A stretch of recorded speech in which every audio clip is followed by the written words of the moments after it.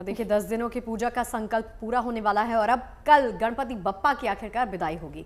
शुभ मुहूर्त पर पूरे विधि विधान के साथ श्रद्धालु बप्पा का विसर्जन करने के लिए तैयार हैं। तो आइए आपको बताते हैं कि क्या है विसर्जन का शुभ मुहूर्त और विसर्जन से पहले कैसे की जाती है बप्पा की पूजा।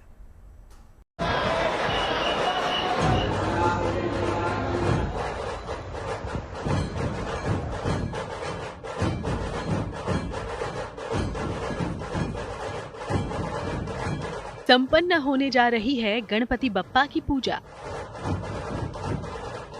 कल शुभ मुहूर्त में होगा गजानन का विसर्जन। 10 दिनों की पूजा के संकल्प के साथ श्रद्धालुओं ने बप्पा की जिस प्रतिमा की स्थापना की थी, उसकी विदाई का समय करीब आ गया है। कल अनंत चतुर्दशी के शुभ अवसर पर पूरे विधि विधान से गणपति बप्पा की मूर्ति का विसर्जन किया जाएगा। विसर्जन के लिए 5 शुभ मुहूर्त बताए जा रहे हैं। सुबह 7:36 से 9:10 का समय विसर्जन के लिए शुभ है। इसके बाद दोपहर 12:19 से शाम 5:02, शाम 6:37 से रात 8:02, रात 9:28 से देर रात 1:45 और अगले दिन सुबह 4:36 से 6:02 का समय शुभ है। मुंबई में तो बप्पा का विसर्जन समंदर में होता है, जबकि बाकी शहरों में विसर्जन के लिए अलग से कुंड बनाए जाते हैं। विसर्जन से पहले बप्पा की पूजा अर्चना और आरती की परंपरा है। विसर्जन से पहले भगवान को भोग लगाने की परंपरा है। गजानन को फूल, दूर्बा और मोदक चढ़ाने से भगवान प्रसन्न होते हैं। विसर्जन के समय गणेश स्तोत्र का पाठ करना चाहिए। घर में पानी के टब या कुंड में विसर्जन करना चाहिए। विसर्जन के बाद जल को पौधे में डालना चाहिए। 10 दिनों तक घर में विराजमान होने के बाद श्रद्धालुओं का गजानन के साथ एक अनोखा रिश्ता जुड़ जाता है। ऐसे में बप्पा की विदाई के समय अक्सर लोगों की आंखें नम हो जाती हैं। बप्पा की विदाई के साथ ही लोग अगले साल उनके जल्दी आने की कामना भी करते हैं। Bureau report, good news today.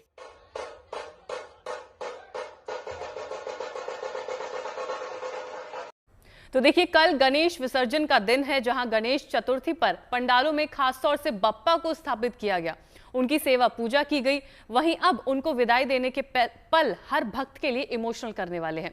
Ganesh विसर्जन के लिए मुंबई में कैसी व्यवस्था बीच पर की जा रही है, बता रहे हैं सहयोगी धर्मेंद्र दुबे।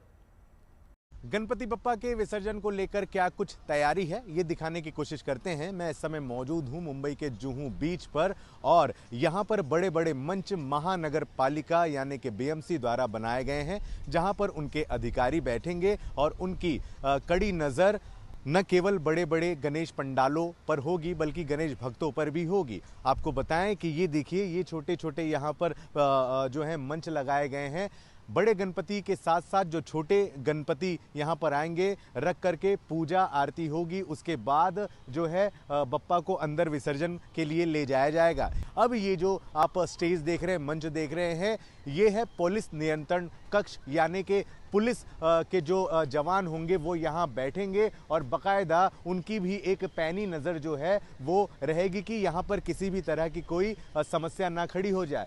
इस तरह से ये जो अब सामने आप देख रहे हैं, यहाँ पर तट रक्षक होंगे और ये देखिए तट रक्षक हैं भी सामने। एक बड़ी संख्या में तट रक्षक भी यहाँ पर मौजूद हैं और इनके लिए भी जुहू बीच पर कम से कम 12 ऐसे मंच बनाए गए हैं, जहाँ से तट रक्षक उन सभी की सेवा करेंगे जो यहाँ पर अपने गणेश जी को विसर्जन करने के लिए ले आएंगे। ये जो आप ठीक नीचे देख रहे हैं, ये प्लेटफॉर्म है और इस तरह का एक प्लेटफॉर्म जो है वो बृहन मुंबई महानगर पालिका का जो मंच बनाया गया उस कोने पर बनाया है, जहां पर जो बड़ी बड़ी प्रतिमाएं होती हैं गणेश जी की 20 फीट के ऊपर की, उन सभी प्रतिमाओं को ले जाया जाएगा। गौरतलब है कि बृहन मुंबई महानगर पालिका ने पहले ही ये बात साफ कर दी है कि 6 फीट के ऊपर की ही गणपति इस तरह से समुद्रों में आकर के विसर्जित की जा सकती है। उन्हीं से छोटी जो गणेश जी की प्रतिमाएं हैं उन्हें कृत्रिम तालाब में ही विसर्जन किया जाना पड़ेगा। जहां पर बृहन मुंबई महानगर पालिका का मंच बना है, वहीं ठीक पास में जुहू पुलिस स्टेशन भी है और एक बड़ी संख्या में जो पुलिसकर्मी यहाँ पर मौजूद होंगे, जिनमें महिलाओं और पुरुषों की जवानों की भी संख्या होगी।